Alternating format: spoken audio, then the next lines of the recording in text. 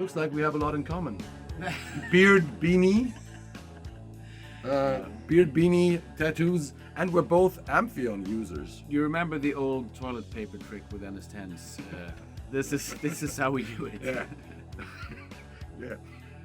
So you're using 218s. I'm using 215s. This is supposed to be a little bit of a showdown, right? Yeah, sure. Because I really prefer the mid-range of the 215, And I really prefer the mid-range of the 218s. which sounded a little honky to me. Okay. Yeah. Maybe I needed a honkiness.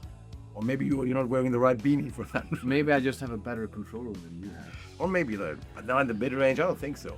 And but it's actually interesting that You have a console right now? no, Oh, okay. not anymore. So, no. But I think it's interesting because people often assume like you just get the bigger speaker, the biggest one is the best, and then it gets smaller, and it all stays the same, and the only difference is the bass. And that's not entirely true. No. So when people ask me why don't you have the big ones, it's not because I couldn't afford them. It was That also plays. of course a huge role, of course, but mainly because I preferred them. And Yeah. No, definitely. They voice so differently. Like it's the same with other brands. I also grew up on Genlex and all those different brands. They all sound so different. we went through all the hypes. Yeah, we did. Quite expensive to do that. And there used to be an Amphion hype, but we're still here. Yeah, we're still Should have bought Bitcoin instead of the monitor. maybe. No, but I've been maybe I think it's 8 years or something on Amphions for you, even longer I think. Yeah, I think it's 10 years now. And we're both happy. Absolutely. No, it's really good. And I think Are you cured or are you longing for snow? Are you happy still, satisfied? no, I mean the thing is, There have been other trends in the meantime, you know. actually just last week I had one of those instances again where I felt that okay, something has changed now in my life or in my brain that I Other people buy a new car, you buy some new speakers. exactly now, but I've started to mix a little bass heavy on a few products in a row. So I had to investigate it, and I have a DSP, manual DSP system as well, just to control it. So I had to change the curve a little bit. So that's way cheaper than buying new speakers. But I find it interesting that sometimes you look back at the last 6 months and then you realize, oh wow, my mixes have gone, whatever, brighter, darker, fatter, and you try to blame the gear, but it's actually you. That's just how the brain works. Yeah. The brain is the biggest enemy when you mix. The ability to constantly adapt is a fantastic feature on the brain, but it doesn't help mixing. No, sure. And so I think taking breaks and also have some good reference tracks when you listen. I have that myself, not for the sound of them, just for the overall frequency response. To be the ballpark. yeah, sometimes I just need to make sure that I'm not going places. And once you have set that, then you can stay on it and mix in the stuff. But I usually try to get the right frequency response of the mix quite instantly, because if you sit too long and mix in the Yeah, they get lost in it. Yeah. And I'm only using one pair of speakers, by the way. I think you're the same, right? Because some people have several monitors, and that has always kind of freaked me out a little bit, like switching monitors in the middle of a session. I don't like that. Yeah. Okay. Well, I do have a dual pairs. I also have my NS10s. Oh right, that's terrible. Yeah. You still okay? You still use them, right? Yeah. For the vocal level or what do you just do? for anything. For me, it's about inspiration when I mix. Sometimes I just feel more inspired to work on the NS10s. Sometimes it doesn't work at all. Then I work on the Amphions. I've done mixes that are like 99% on the Amphions. I've done mixes that are at least 80% on the NS10s. But with the subwoofer. With the sub, yeah. I do that at least. But that explains going back to the beginning the 218 preference. I think because I couldn't stand doing anything on NS10s, even with two beanies on, and so no. Yeah. But I don't get that. I never even thought the NS10s were bright. It's not bright, but like honky or like just I don't know. You have the 600 thing going. Yeah, and it just works. 3K, and maybe a little bit of 1K as well, but. It's I believe you have to grow up with NS10s. When I talk to Warren Hewitt, he's that generation like 10 years older than we are, and for him it's like NS10 is in his DNA. you know, that was just what everybody, he grew up with that, and that's it. Yeah. For me, it's always like wrong. So I didn't use NS10s for my first maybe 10 years or something. Okay. But for the past 15, I've been using them and learned to appreciate them. And but I also have DSP manipulated it a little bit and then Okay. the sub, so it's, you know, a little bit more. I don't want it to be completely different when I switch over to my Amphions. okay. So, but that combination works for me.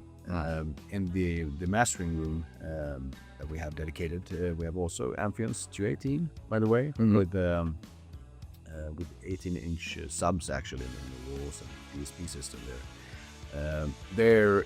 They're just the one pair because in the mastering room. So unless you're like Bernie Grumman who has a ton of speakers, I've seen his room. Okay.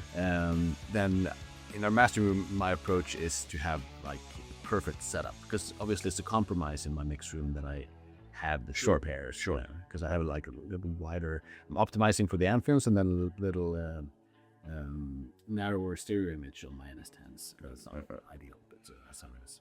Now I decided I just want one pair of speakers because it kind of freaks me out. I just switch and I don't know, it just kicks me out of my I don't know, my not my comfort zone, but like if I'm in mixing mode, I don't want to be irritated, you know. Yeah. I don't like that. What I do is I sometimes do listen on headphones, mostly for low end on the Odysseys. Mm-hmm. I do that, but I also usually do that like after having finished the mix. So I don't go switch between. That also freaks me out. So I mix a song, go upstairs, put on the Odysseys, and double check there. Do you use headphones? No, headphones freak me out. Okay, completely. It's I don't know. I've done it a few times. And every time I've done it, I even went into a situation at one point where I started to make mix decision in headphones, like in panic almost. Like, oh shit, actually, probably gotta fix this. And I started to make mix decisions, and then I realized that I had ruined the mix and had to to alert back. So I don't enjoy headphones very much. I know a lot of people use it, but I never did it. So. I did not before I had Odyssey headphones because they sound so much more speaker-like. Like planar magnetics, no dynamic headphones. But I'm also using crossfeed, you know, so you don't get like total separation. And I also EQ them a little bit. But I was forced to because I'm doing more and more work on the road. Okay, I understand. So I have to be like, I need a setup that I can trust when I'm somewhere else, because you know, when I was just a producer, I was always in my studio. That's easy, but now I travel more, do other stuff, and need to be able to still work on certain productions. That's fair enough. I have some sort of vision to be able to do that, but so far, I can help you. Not a single project that like I need my speakers. And the thing is, I never had a translation problem to headphones. It always sounds great on headphones. So I don't want to go there. Sometimes I get like mixed feedback where people hear clicks and stuff that I haven't heard in the speakers. So maybe for that, it could be good. For that, you can use any biodynamics or something. Yeah, exactly. Yeah. But other than that, don't like headphones.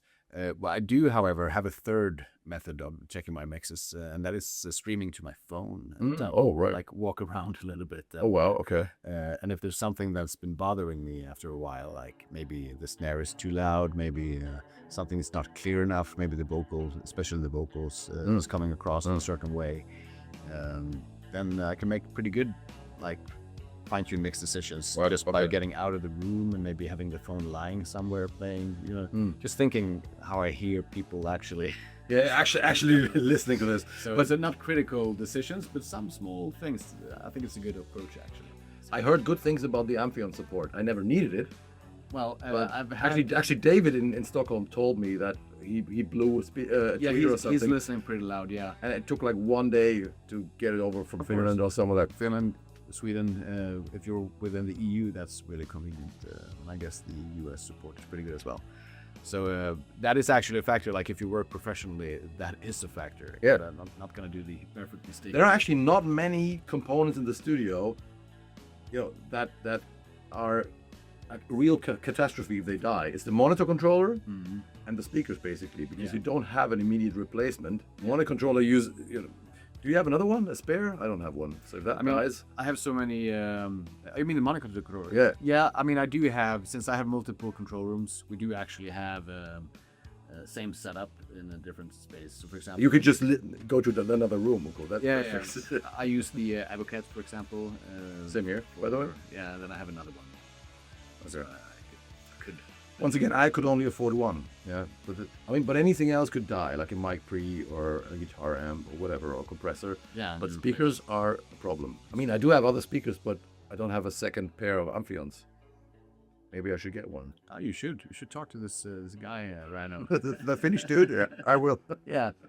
You know, they're not all about sauna and drinking and But mostly. bruteness, but mostly. Yeah, right.